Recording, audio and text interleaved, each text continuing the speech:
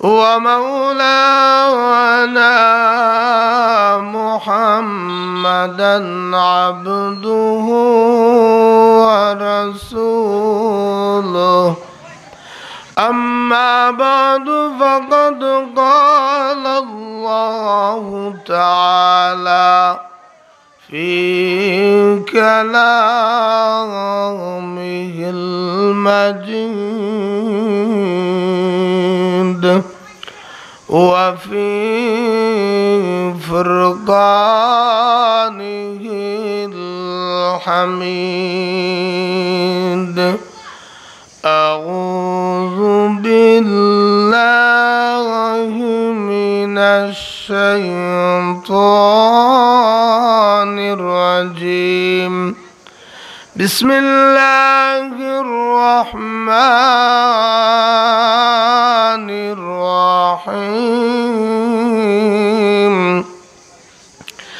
وإن جاهداك على أن تشرك به ما ليس لك به علم فلا تطعهما وصاحبهما في الدنيا معروفا واتبع سبيل من أناب إليك ثم إلي مرجعكم فأنبئكم بما كنتم تعملون وقال النبي صلى الله عليه وسلم من صلى علي واحدة صلى الله عليه عشرا صلى الله على سيدنا ومولانا محمد وعلى آله وصحابه وسلم আমি আপনাদের সামনে মহাগ্রন্থ আল কোরআন থেকে ছোট্ট মুট্ট একখানা আয়াতে করিমা তিলাওয়াত করেছি। আল্লাহর নবীর অসংখ্য হাদিসের ভান্ডার থেকে একখানা হাদিস পাঠ করেছি। আল্লাহ তাআলা যদি তৌফিক দান করেন আয়াত এবং হাদিসের আলোকে দু চারটি কথা ইখলাসের সাথে বলার আমলের নিয়তে শোনার তৌফিক দান করেন, সবাই বলে আমিন। আমি আপনাদের সামনে যে আয়াতটা তিলাওয়াত করেছি সে আয়াতটা আল্লাহ তাআলা মহাগ্রন্থ আল কোরআনে নাজিল করলেন কেন, অর্থাৎ আয়াত নাজিল হওয়ার কারণ কি, সেই সম্পর্কে মুফাসসিরিনে কেরাম বলেন আয়াতটা নাজিল হয়েছে হযরতে সাদ ইবনে মালিক রাদিয়াল্লাহু তাআলা আনহুর শানে। হযরতে সাদ ইবনে মালিক রাদিয়াল্লাহু তাআলা আনহু ইসলাম ধর্ম কবুল করার পর উনার বিদ্যা জননী মার কাছে হাজির হলেন, ইসলামের দাওয়াত করলেন। মা তো ইসলাম ধর্ম কবুল করেনি, বরংস এমন একটা ওয়াদা করে নিয়েছে, ওরে আমার কলিজার টুকরা, যদি ইসলাম ধর্ম না ছাড়ো আমি তোমার মা ওয়াদা করে নিলাম আজ থেকে নিয়ে খাবার গ্রহণ করব না, পানাহারও গ্রহণ করব না। তখন ওই তিলাওয়াত কিন্তু আয়াত নাজিল হয়ে যায়। হযরতে সাদ ইবনে মালিক রাদিয়াল্লাহু তাআলা আনহু বলেন, আমার মা সেই বক্তব্য দেওয়ার পর আমি মায়ের সামনে হাজির হলাম। আমার মার সামনে উপস্থিত হয়ে মার কানে কানে বললাম, ও মা, তোমাকে অত্যন্ত মহব্বত করি, মায়া করি। মা জানো ইসলামকে কতটুকু মহব্বত করি। মা, তোমাকে যে পরিমাণ মহব্বত করি তার চাইতে বেশি পরিমাণ ইসলাম ধর্মকে মহব্বত করি। ও মা, যে ওয়াদা করে নিয়েছ তা ভঙ্গ করে নাও। ও মা, মহান আল্লাহ তোমার একটা মাত্র প্রাণ দিয়েছে, আল্লাহ যদি 100টা প্রাণ দিত আমার চোখের সামনে একটা একটা করে বের হতো। ও মা, ইসলাম ধর্ম সারার নির্দেশ দিতেন, তোমার 100টা প্রাণ বের হতে পারে, তারপরও তোমার সাগাম যে ধর্ম কবুল করে নিয়েছে তা ছাড়তে পারে না। আল্লাহ খুশি হইয়া হযরতে সাদের শানে আয়াত নাজিল করে জানেন, وَإِنْ جَاهَدَاكَ عَلَىٰ أَن تُشْرِكَ بِهِ مَا لَيْسَ لَكَ بِهِ عِلْمٌ فَلَا تُطِعْهُمَا। ও দুনিয়ার মানুষেরা, তোমার মাতা পিতা যদি রব্বুল আলামিনের সাথে এমন কোন বস্তুরে শরীক করার নির্দেশ দেয় যে বস্তুর জ্ঞান তোমাদের মধ্যে নাই, এমত অবস্থায় মাতা পিতার কথা মান্য করিও না। মা বাবার কথা মান্য করিও। আল্লাহর সাথে নির্দেশ করার আদেশ দিবে, নির্দেশ দিবে, এমত অবস্থায় মা বাবার কথা মানা যাবে না। এই জন্য কি তাদের সাথে খারাপ ব্যবহার করবে না। আল্লাহর সাথে সাথে বলেন ওয়াসাহিবুহুমা ফিদ দুনিয়া মারুফা, বরং দুনিয়াতে তাদের সাথে উত্তম ব্যবহার করতে হবে।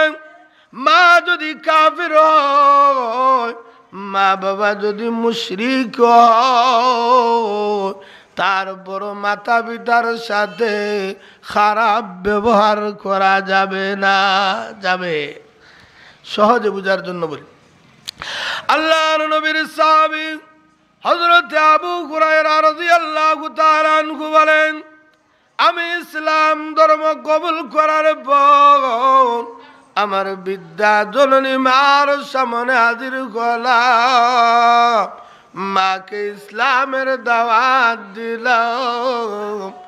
মা তো ইসলাম কবুল করেনি, বরং আল্লাহর নবী সম্পর্কে এমন মন্তব্য করেছে যা আমি আবু হুরায়রা বরদাস্ত করতে পারি না।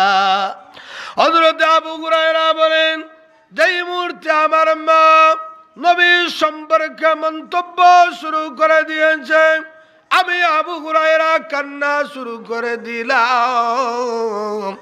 ছোট্ট মুট্ট বাচ্চাদের মতো হাউমাউ করে কান্নাকাটি শুরু করে দিয়েছি।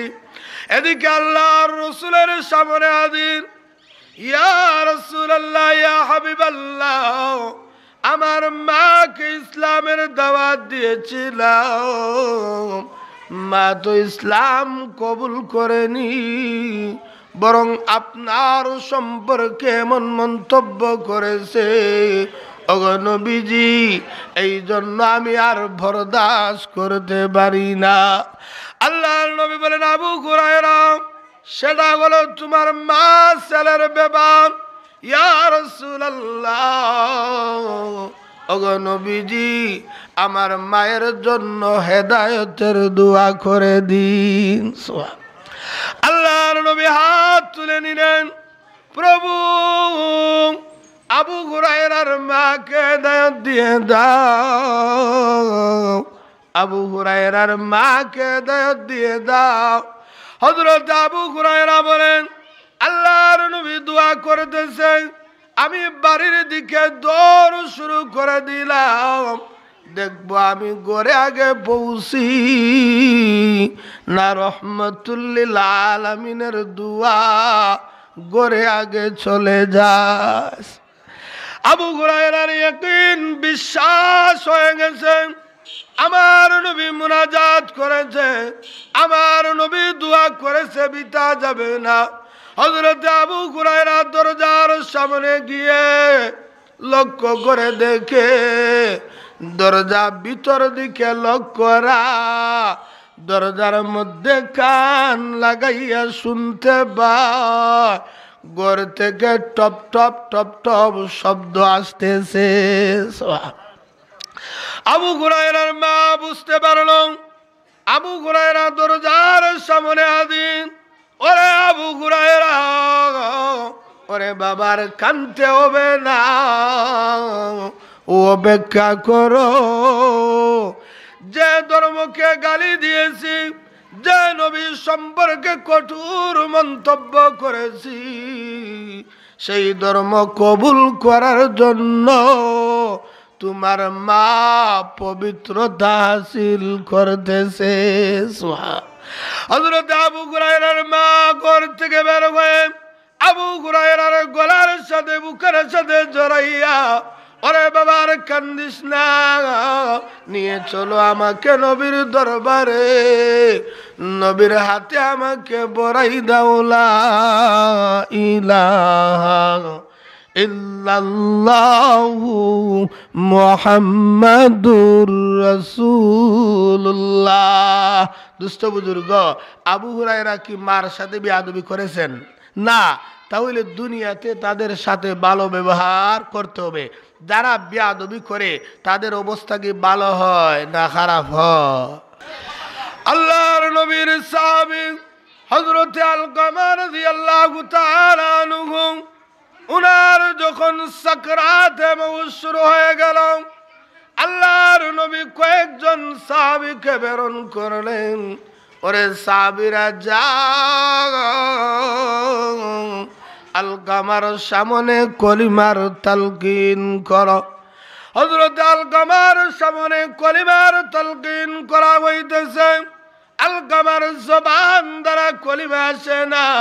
ব্যাপার কি? ইয়া রাসূলুল্লাহ, ওগো নবীজি, আলকামার জবান দ্বারা তো কলিমা আসে না। আল্লাহর নবী স্বয়ং তাশরীফ নিলেন, আলকামার সামনে হাজির হলেন। আল্লাহর নবী বলেন, ও সাহাবীরা, আলকামার কি মা বাবা দুনিয়াতে আছে? ইয়া রাসূলুল্লাহ, আলকামার বাবা নাই, আলকামার বিদ্যা জননী মা দুনিয়াতে আছে। আলকামার মাকে আমার সামনে হাজির করো।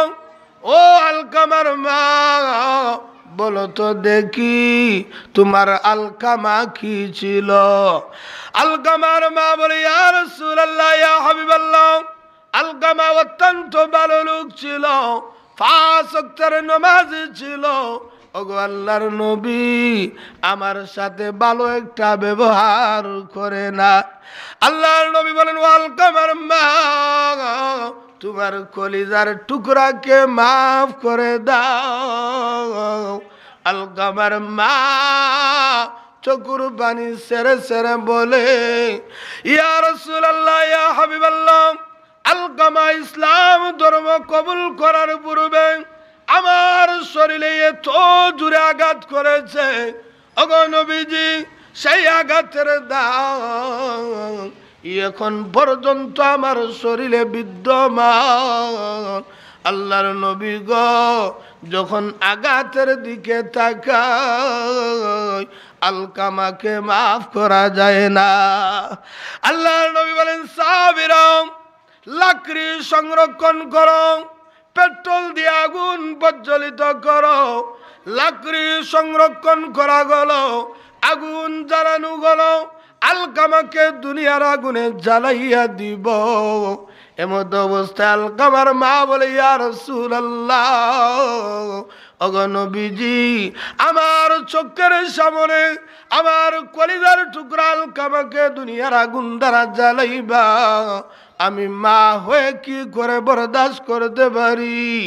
ও নবীজি, আপনি সাক্ষী থাকেন, আমার আলকামাকে মাফ করে দিলাম। যেই মুহূর্তে মাফ করার ঘোষণা চলে আসলো, সাথে সাথে আলকামার জবান থেকে উচ্চারণ হয়ে যায়, লা ইলাহা ইল্লাল্লাহু মুহাম্মাদুর রাসূলুল্লাহ। আল্লাহ তাআলা আপনি আমারে সবাইরে যা আলোচনা করলাম তার উপর আমল করার তৌফিক দান করুক, আমিন।